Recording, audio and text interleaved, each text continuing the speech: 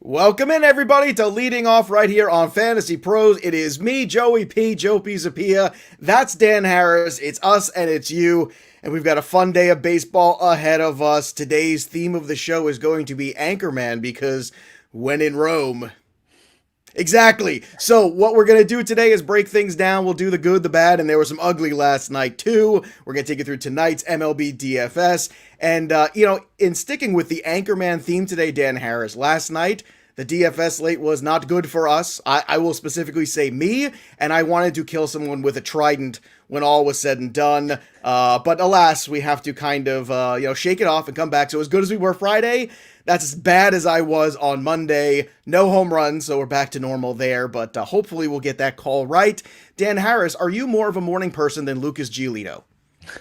I think anybody in the world is more of a morning person than Lucas Giolito, which is a real thing, by the way. I don't know if you read about this, but it's an actual thing where, like, right, the dude sleeps late every day, wakes up like his hair is all crazy. It's a terrible idea. And you have to get to the ballpark like 3 hours early to get ready. So this was just a recipe for disaster. I am not a morning person whatsoever. I can't believe we do this every single day at 9 a.m. But that said, way more than Lucas Giolito for sure. And if they knew this, and this tweet that I saw, it came out well before the start, which is basically, hey, this is a terrible idea. I cover the team, and I can tell you right now, any team meeting or press thing or whatever's going on, the guy shows up. He's got crust in his eye. His hair's all mussed up. Why do this to yourself? I don't understand. It makes no sense. Speaking of making no sense, there wasn't a lot of good last night, so let's just get it out of the way. The good was Danny Duffy, which we wrote about actually on Fantasy Pros on the waiver wire article this past week of the pickup pitchers. He was my guy. So if you picked up Danny Duffy for the 2 starts this week, you did well. I added him in our Tout Wars team, helped lower our ERA yesterday. That was good. Outside of that, bad. Bundy, bad. Ohtani, Ofer. Yaz, nothing. Bad. Everything terrible. Mookie Betts was the ugly because he got hurt in that game. We'll update you if we get any updates here on that. But we got to shake it off. And the 4-outcome game was exactly that. Musgrove pitched better than Woodruff, but Woodruff got the win. Yep. So, but again, if you had Musgrove, it went well. But Musgrove, how about that, Dan? The first hit he's given up all year to a right-handed batter, that's crazy, right? Yeah, he really has just done the thing where he's kind of done with his fastball. He's just using his secondary stuff to perfection. It's great to watch. He's going to be great. I don't think I have a single share. I'm in a million leagues. I don't think I have a single share, and it's really annoying because you kind of felt like this was going to happen. Sure. This is legit. This is legit. I'm buying in fully right now. I would buy high. I love everything I'm seeing from the guy. Which is good. I mean, you got Chris Paddock tonight. They need somebody else in that rotation besides Darvish to pitch well, because Snell's been a little up and down, but Musgrove has been brilliant. And if he's going to pitch like this, forget it. And by the way, how incredible are the Pittsburgh Pirates at talent evaluation? Pirates, way to go. I mean, what is wrong with these guys? Why can't they get anything out of the guys and the talent they have? They leave. They develop guys very well. They just then ship them off for nothing. Yeah. So, all right. All right. Let's start with the Ron Burgundy. I immediately regret this decision. Picking up Joe Ross for a 2-start week, 4 innings pitched, 10 runs. He had been pretty good before that. Lucas Giolito, starting him, 1 inning, 8 runs, 7 earned. I mean, it was just, I saw Twitter blowing up at 11:10 yesterday. I'm going, what's going on? And there's Lucas Giolito trending there, and that was pretty amazing. The Angel stack against Arihara, who was pretty good, solid there. I believe he has 14 straight shutout innings, by the way, Arihara. And I don't know about you, because I've gotten some questions about him. I mean, he does throw 16 different pitches, which is always fun to watch. But I love that. I've got 27 pitches. None of them are strikes. I'm just gonna but it's working. You get that a lot from those guys. But he's not a strikeout guy. He's striking out fewer than 6 batters per 9 innings this year. So I'm not interested there. But it's still it's fun to watch for now. I'm trading Arihara off this start. Trade him right now. The value is never going to be better. If you can deal him in a package for other stuff, do it. Dylan Bundy, it was a lock for 6 innings, right? No, 5 innings against the Rangers. Gross, terrible. All right, enough negativity. Yeah. All right, let's talk about guys who might be kind of a big deal. Just saying. Yeah. Alex Verdugo, 3 for 4 with a homer. Now batting .295 and on pace. And I just read what's in front of me, just like Ron Burgundy. So I'll point that out. So whatever is in here. I'm definitely going to start putting curses in the notes just to see if you'll read it. Why not? Oh, Blaine, if you're listening, HR is going to be busy Blaine! today. All right, 3 for 4 for Verdugo, which is great. The pace is fantastic. He's on pace for over 100 runs, 100 RBI, and 29 homers. Yeah. And look, that's not going to maintain, but the point is Verdugo saw a lot of positive progression in his skill set last year. Really started to hit left-handed pitching well. It's something you noticed if you played DFS, and you could turn it into season-long shares. We talked about him in a lot of our mock drafts, and so far that's bared a lot of fruit. Verdugo looks like the real deal. Might not be the most likable guy in the clubhouse, but who cares? He's hitting.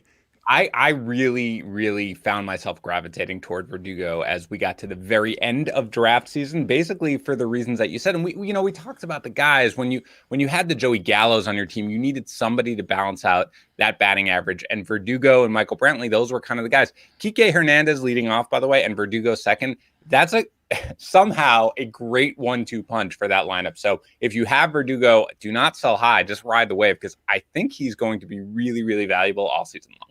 The first place Red Sox. Start saying that, everybody. Get on board. First place Red Sox, and they got Rodriguez going tonight, and the Blue Jays bullpen is a disaster.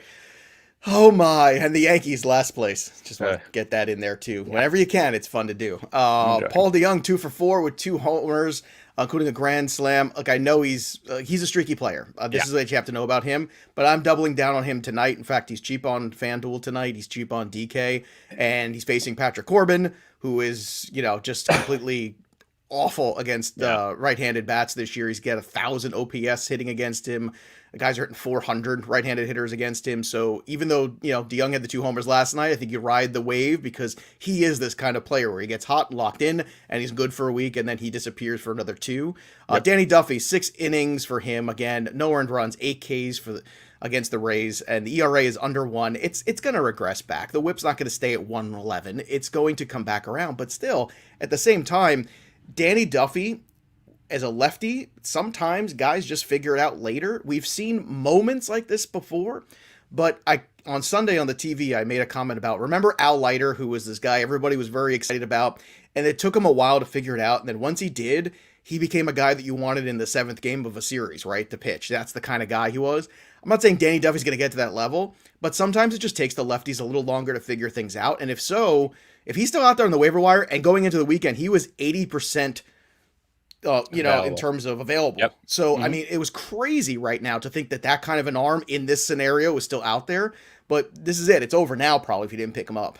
So I think there's 2 things. One is his velocity is a little bit up this year, which is good to see. I think it's up about 1.5 miles per hour, and that makes a big difference. Remember, Duffy was a reliever, and then he came on and he kind of dominated when he first came on the scene. Then as he had full years as a starter, his velocity kind of went down. With it back up, I do think he can be effective. And I will say that the Royals have a couple of arms. We have mentioned Jake Junis before, a guy who I'm interested in. He should have a 2-start week next week. We'll see how he does against the Rays, I think tomorrow. But Duffy and Junis, and Miner's been okay too. Pay attention to some of these guys who are pitching on perceived poor teams, because the Royals aren't actually that bad. These perceived poor teams that nobody really pays attention to, they can be valuable. And the word's going to be out on Duffy now if it wasn't already, coming in for a 2-start week. So, for him, certainly, I do think that at least in the short term and possibly the long term for most of the year, if he keeps the velocity gains, he can be someone who you can just kind of stick in your rotation and let him fly whenever he's out there. All right, let's go to the peanut gallery. Socho Life wants to know, are we worried about Giolito? No, we're not worried about Giolito. Zero. In fact, go buy him everywhere if you can. Yes. Trevor Gray says, good morning, guys. Good morning, Trevor. He traded Starling Marte and Charlie Morton for Luis Castillo and Brandon Lau. Thoughts, Dan Harris? I think if Marte were healthy, I wouldn't like it. He's got this displaced, I don't know how you do this on a swing, by the way, but a displaced rib, apparently. It might be short term. I know how you do it on a swing. Swinging for the fences. I guess that's true. That's how you do it. That's why you got to be like I was in Little League, which is light, very barely swing. Dan Harris. That's right. Every single time. Hole. Yeah. But I don't know. I don't think I love it. Yeah. I mean, it depends on the injury. For now, I don't like dealing injured players, but I probably would not have made that move. Look, long term, the rest of the season, I think Castillo's slightly better than Morton. I'm not a big Brandon Lau guy. Neither am I. I think last year was a bit of a fluke. So honestly, Trevor, I don't love this, but with Marte hurt, you might get the better 6 weeks out of this deal coming forward. So that's kind of what that looks like right there.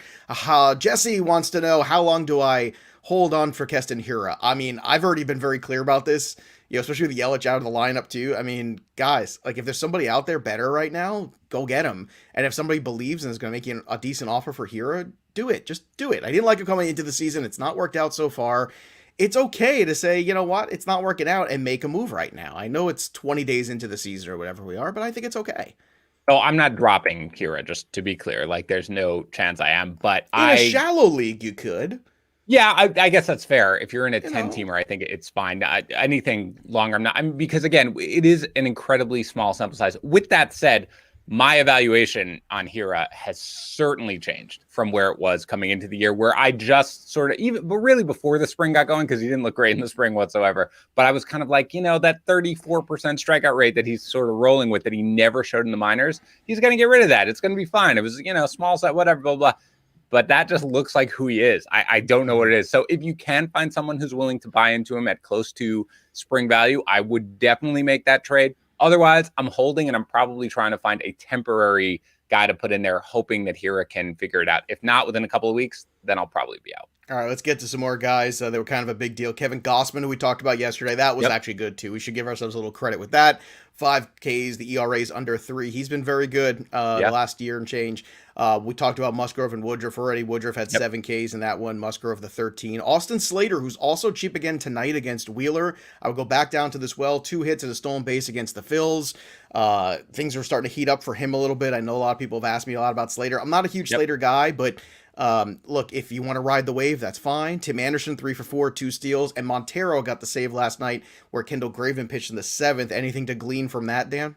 No, I mean, I guess Montero is a guy. I mean, Graveman came in relieve the guy in the 7th with, I think, 2 runners on. I mean, he's you've got the heart of the order type of guy, but my guess is Montero will probably get the 9th most often. And I do want to mention something about Slater, just because I think it's worth pointing out. Now, he is playing well, but most people are like, who's Austin Slater? But I think that the Giants were a team this week. And again, you play season long, but every spot is not filled on your team. And there are a lot of things where it's 26 individual seasons here where you got to play week by week and you got to look at the weekly matchups. And the Giants this week in Citizens Bank, and not, they didn't get Nola. And then they had 4 against the Marlins, 2 of the pitchers, not Alcantara, not Lopez.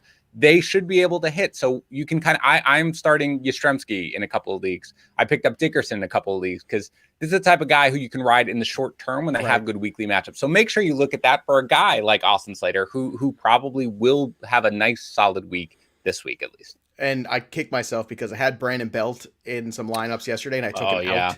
And I was like, oh, it's such a good value, but it's Brandon Belt and he hasn't hit much. But I was like, oh, but I really like the matchup, and I ended up overthinking it. I talked myself out of it. Yeah. And just as a reminder to everybody out there, we all do this sometimes. Just trust your instincts, okay? Just use the force. Don't overthink things. It's just nuts. All right, back to more Ron Burgundy-isms. We're in a glass case of emotion when it comes to these certain players. Ronald Acuna, another great Ronald. Just a mild abdominal strain. He's day to day, but they only played 5 games this week anyway, and that's something to keep in mind, that I don't know how much you're going to see him this week at all. So in those weekly leagues, it might be one of these things where it might have been better to not have started him this week. I think if they're smart, they'll put him on the IL because it's 10 days, right? He's already, missed 1. So just put him on the IL, rest him, and then get him back. But it's good news because it's not a serious injury, at least. And his MVP odds, by the way, I know on FanDuel went to plus 300. It was at 750 over that last week. It went to 300 on Sunday, and then he got hurt. Starling Marte on the IL with that fracture we talked about. Dinelson Lamet will return either today or tomorrow for the Brewers. Benintendi dropped down to the 7th in the batting order. Boo. Dylan Carlson move up, though. Dylan Carlson move up to the 5th spot. Yay. Yep. Good matchup against Patrick Corbin tonight. Can you tell where I'm going tonight? I just want to know. Spoiler alert. Nick Castellanos had his 2-game suspension upheld. Also, big boo. Boo.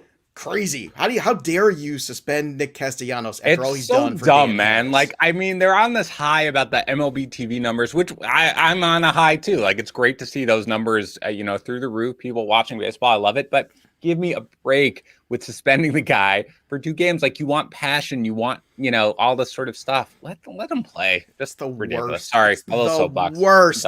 Come on, baseball. It's so dumb. Kyle Lewis, and you know what? And now it discourages that, which is even worse. Exactly. It discourages it across the league.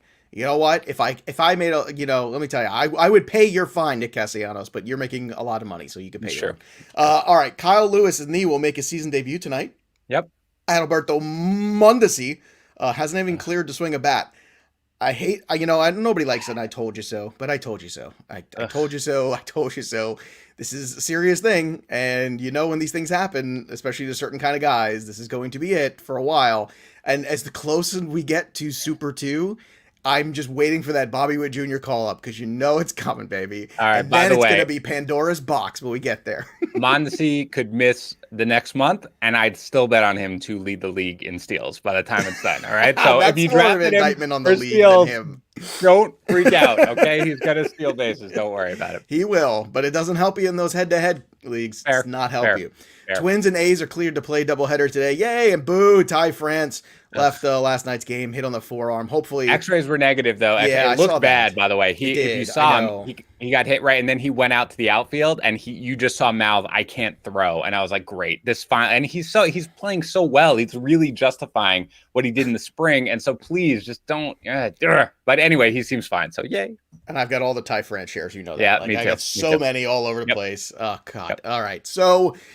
There you go. There you have it. And obviously, Ron Burgundy likes to be well coiffed, and you should be well coiffed as well. So, if I were you, I would get Manscaped. Go to manscaped.com, and I'll do this whole read just like Ron Burgundy would.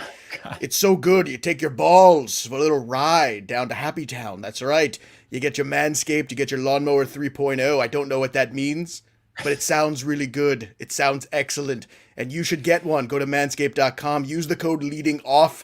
And you get, 20% off and free shipping. That is a deal. That is an epic deal. You should take advantage of it. They've got that quiet stroke technology, skin safe technology, all that stuff to keep your man parts nice and safe and still well groomed. I know, Dan, in the summertime, for your swimming, you like to be very aerodynamic. So this helps you quite a bit. You're a big swimmer. You got that swimmer's build. We all know that. So make sure you go to manscaped.com. Get your 20% off. Again, free shipping. Use the code LEADINGOFF. Thanks to our friends and our sponsor, manscaped.com. All right, let's go to the peanut gallery real quick again, see if we can get some fun stuff here. Sure. Is JT Brubaker for real? I can pick him up and drop Griffin Canning. That's from Rob Atchison. And Dan, I saw Alex Fast have a tweet about Brubaker yesterday that was very eye-opening. So do you think he's for real? I think there's a chance. I'm not ready to call him for real, but I'm intrigued. And there's a lot of, youngsters who pitch and who I'm just not at all intrigued by. To me, he's basically in that same conglomerate with Canning. So you can go for the upside for sure. Personally, I would probably just hold Canning, but I don't have an issue with it if you want to make that swap because he is intriguing. He is striking guys out and he's not allowing base runners. So I'm okay with the swap if you want. This is a stunning one. Mr. Freeze, who's always here with us every morning. And by the way, thank you everyone who joins us live. I see, we love when there's like 50 people before we even start that are already in the room. I love this. Also, if you haven't subscribed, if you are watching and doing, I hope you're subscribed. But if not, what are you doing? Hit the subscribe button. Subscribe, okay. or else we'll fine you and suspend you like Nick Castellanos. Josh Bell and Biggio got dropped. Worth a pickup? Yes, pick them. I mean, what is this? An 8-team league? Yes, pick them both. No, up. People are frustrated, and we'd be surprised because we hear about these guys who, you're like, that would never happen in a league. Never look, not everybody plays in these quote unquote expert leagues. This happened. Both absolutely worth a pickup. I mean, Bell in particular, like the dude, couldn't take batting practice for a week. He was swinging off a tee in his hotel room. Give him some time. He will get it back. Biggio will also be fine. I always bring a tee with me every hotel room Obviously. I go to. Sometimes it upsets people. But last one here. Matt Williams wants to know, are you guys worried about Jorge Soler? Yes. I'll just come out and say it. I am. I'm worried about him. And I think that you should be too. And I think you should be making other plans because it looks bad. Too much swing and miss. Not good. Dan, anything to add on that? No, I mean, I don't like Soler on a good day. I certainly don't like him on a bad day like he's got right now. So, yeah, I'm fine to move on from him. 50 home run season certainly does look a lot like an outlier, doesn't it? Yeah, it does. Sure does. All right. Don't go chasing waterfalls, boys and girls. Just stick to the rivers and the lakes that you're used to. All right, let's look at tonight, the FanDuel slate. 8 games on FanDuel, 13 on DK if you're playing. It's starting at 6. So I looked at the games on DraftKings that we're adding in, and they don't bring a whole lot to the table, in my opinion. I mean, you can muddy it up a little bit, in fact, if you play over there, because you're getting that Yankee game in there too with the Braves. You get Morton and Tyon and a little stuff like that. I don't know. They're not like the most appealing extra games. So if you want to just move over to FanDuel and play, that's fine. The only trouble is on DK, there's actually a lot of good value when you add in those second games in terms of pitching. So you get Morton at 7.6, Sean Manaea coming off a good start at 8K, and Zach Gallen at 8.6. Therefore, if you are going to play DK, I would say, hey, look, there's a lot of good value on the pitching, but you are adding more variables in. That's just something to understand. How are you approaching that variance tonight in terms of the games on each of the, quote, main slates, end quote? I think there's a lot of really interesting pitching options on everything like that. I mean, I do. There are some, you've got the first game of the doubleheader with the Twins and everything like that. So I probably will just stick to the main slate on FanDuel and just sort of keep it. I think it's 8 games. Yeah, is it necessarily? Yeah. So I'll probably stick to the main slate on it. But there's a lot going on here, Joe. I really want your takes on the pitching, because I looked through it. There are a lot of really, really good options right now. So are you going to Burns for this one? I mean, is there any way that you avoid Corbin Burns with how well he's been pitching, or what? He should be 100% rostered tonight. Okay. I mean, all right. And look, here's the thing. And I did this to myself on Sunday. Remember, I said, whenever Shane Bieber's out there, you just start Shane Bieber and you're going to make money, especially in the single pitcher site. I feel that way with Burns right now, too, where it doesn't matter. The good news is on DK, you can have Burns at 10.8, and you can get Gallen at 8.6, or Morton at 7.5, or Manaea at 8, and you can make it all work. Or even Taijuan Walker's cheap, too, who I think has a puncher's chance to strike out a fair amount of guys against the Cubs tonight. There's options there. Erod, also another guy, 8K. I know it's a tough matchup against the Blue Jays, but look, if it's a tight game and you turn over to the bullpen, who's to say the Red Sox don't win that with the way the Blue Jays bullpen guys are dropping like flies? So I'm targeting them this week, the Blue Jays. I think this is a bad spot for them over the next few days, because that bullpen's just in shambles and Biggio hasn't hit. And, tonight's their best shot with Ryu on the mound, but still, I'm a little concerned there. But yeah, I'm going with Corbin Burns. I'm not going to overthink it. And the good chalk tonight is St. Louis against right-handed batters. Patrick Corbin is giving up, a 429 batting average and 1,000+ OPS. Okay, that is big numbers right there. Is that good? It's good if you're a hitter. Yeah. Not so good if you're Patrick Corbin. Yeah. And I just don't think he's healthy. So to me, I'm just going to look, if this is wrong, that's fine. I will come in tomorrow. I will be miserable about it. I will be terribly horrible. I will cry like Ron Burgundy and drink milk, and I'll talk about it being a bad decision. I'll do the whole thing. Yep. And the only other stack besides St. Louis tonight that I really actually kind of like is the Mets against Jake Arrieta, another guy who is very hittable, and you've got a lot of good left-handed hitters tonight on the Mets side that are cheap.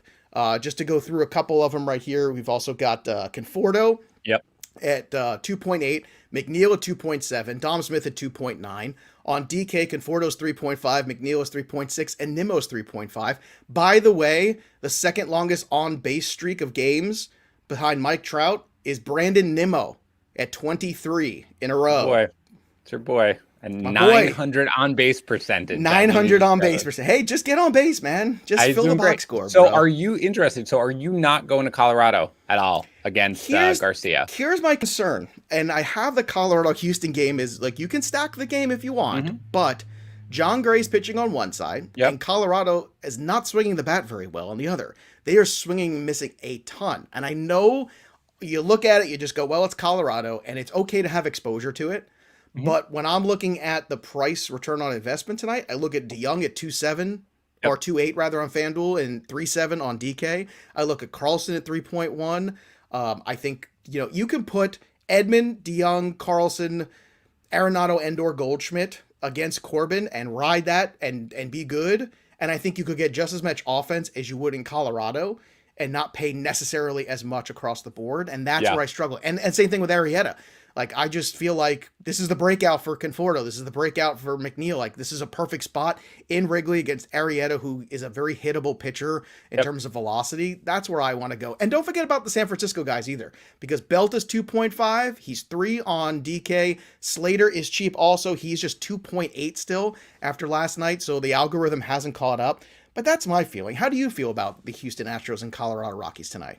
I think I'm a little more willing to attack at least with the Colorado hitters. I think Gray is somebody who I'm not like outright going after right now with the way he's kind of been pitching. I'm probably taking a little hesitant. I also have no idea who's going to be in that lineup. They think that a lot of these Houston hitters may return, but I have no idea how it's been for them. If they do return, who's going to be in the lineup. So I'm probably just staying away. I don't mind attacking with some of the Colorado Rockies hitters, especially the lefties. I mean, Ryan McMahon, I've been watching him closely. He's taking great at-bats right now. Now, he's expensive, obviously. He's in Colorado at $4K, at least on FanDuel. So, it might be, the juice may not be worth the squeeze there. I'm going to have to see where it goes, especially if you are going to pay up for Corbin Burns, who's 10.5 thousand. So that's a little tough. But I have no hesitancy really about going after 30 Ks and no walks. 30 Ks. It's nuts. But I do think I think realistically, and I maybe I am trying to reverse jinx my TGFBI team because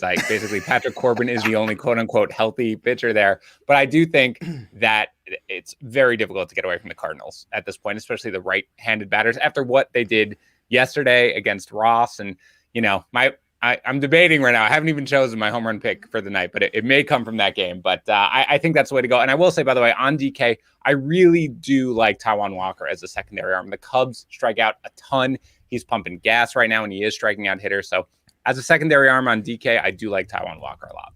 All right. I'll give you some time about the home run call. Let's go to the peanut gallery for a couple other things. Sure. Yes, Matt Taylor, Jeff McNeil against Arrieta tonight. Yes.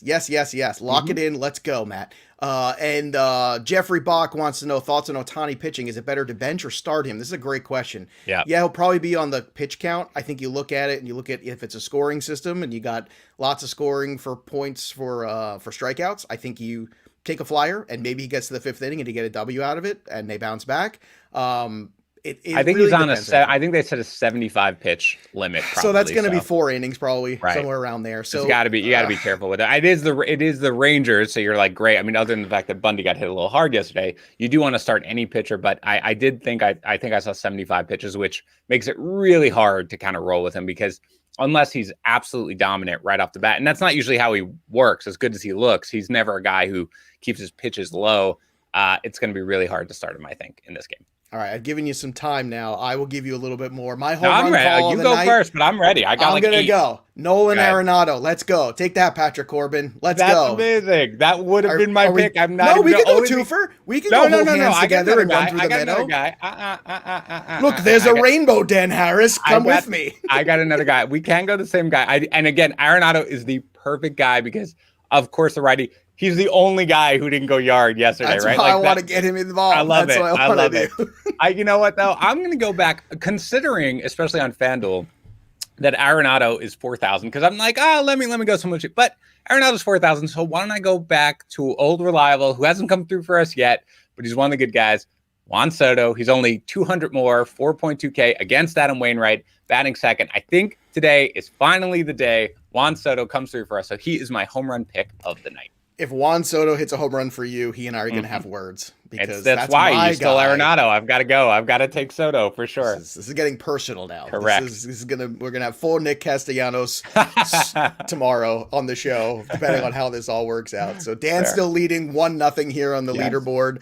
1 home run in 20 days. That is terrible. We got to be better. We got to be better. It's a slow April. We're slow starters. Don't worry, but we'll catch up when all's said and done. I want to thank everybody for watching and listening today. And again, make sure you subscribe to Leading Off wherever you get your podcasts, and make sure you subscribe to the Fantasy Pros MLB YouTube channel. Again, that's Fantasy Pros MLB. We have a separate channel just for our MLB stuff where Dan Harris and I are doing Leading Off every Monday through Friday, 9 a.m. Eastern. You get up, you get your coffee, you turn us on, you watch a little, and you get a little baseball information. You have some laughs too. Hopefully that's what we're trying to do. And we're also going to take care of your stuff here with manscaped.com. Don't forget, go out there, use that promo code Leading Off and get 20% off and free shipping. And Ronald Acuna might not use his jersey much this week, but there's an autographed version that's available thanks to our friends at pristineauction.com. Go to fantasypros.com/MLB contest. Again, MLB contest / that's what you want to do, right? /MLB contest.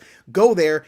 take a review of on Apple Podcasts or Castbox of the show. You screenshot that review. You go to fantasypros.com/MLB contest. Boom, you enter that information. You upload the screenshot, and you got a chance to win. We've only got about, 8-9 days left here. Where are we at here, right? Well, with this contest, not much time. So get in there. Last month we gave away a Juan Soto. This month a Ronald Acuna. It doesn't get much better than that. It doesn't get much better than this. This has been great. Stay classy, San Diego. We hope you enjoyed the show today. It's been an excellent show. We've really enjoyed ourselves. So we'll see you next time, kids. For Dan Harris, I'm Joe Pisapia. Stay classy.